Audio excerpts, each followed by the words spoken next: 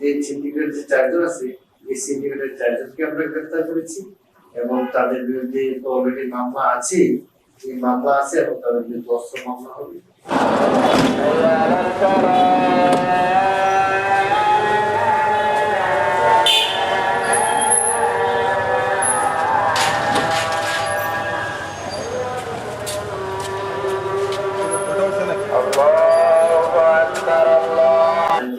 চক্র যারা অস্ত্র ছিনতাই করে, এই চক্রটা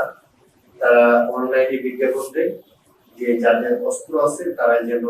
তাদের সাথে যোগাযোগ করে তারা চায়না কোম্পানির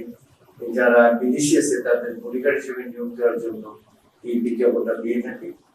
এবং তাদেরকে বেশি বেতনে নিয়োগ দিবে এই মতো বিজ্ঞাপনটা দেয়। এই বিজ্ঞাপন পাওয়ার পরে দেশের বিভিন্ন জায়গা থেকে যারা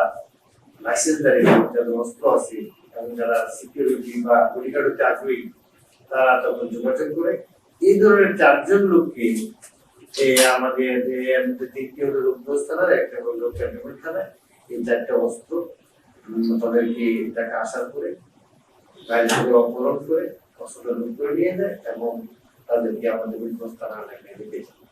তাদেরকে জিজ্ঞাসাবাদে তারা বলেছে যে তারা পূর্ব ধরনের কাজ করেছে এবং বিভিন্ন এই জলদস্যুদের কাছে, বিশেষ করে সুন্দরবনের জলদস্যুদের কাছে তারা অস্ত্র বিক্রি করেছে। আমরা তাদের স্বীকারোক্তি মতে আমাদের দুটি সরকার একটি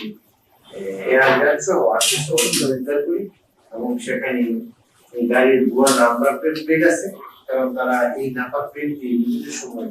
তারা গাড়ি মাইক্রোওয়েভ ব্যবহার করে যাতে গাড়িটা চেনা না যায় এবং তারা সেখানে অস্ত্রের যা লাইসেন্স তৈরির যে শিল্প সেটা ব্যবহার করি। আমরা তাদের স্বীকারোক্তি মতে সেখানে আমরা একটা টিম তাদেরকে নিয়ে আমরা নড়াইল যাই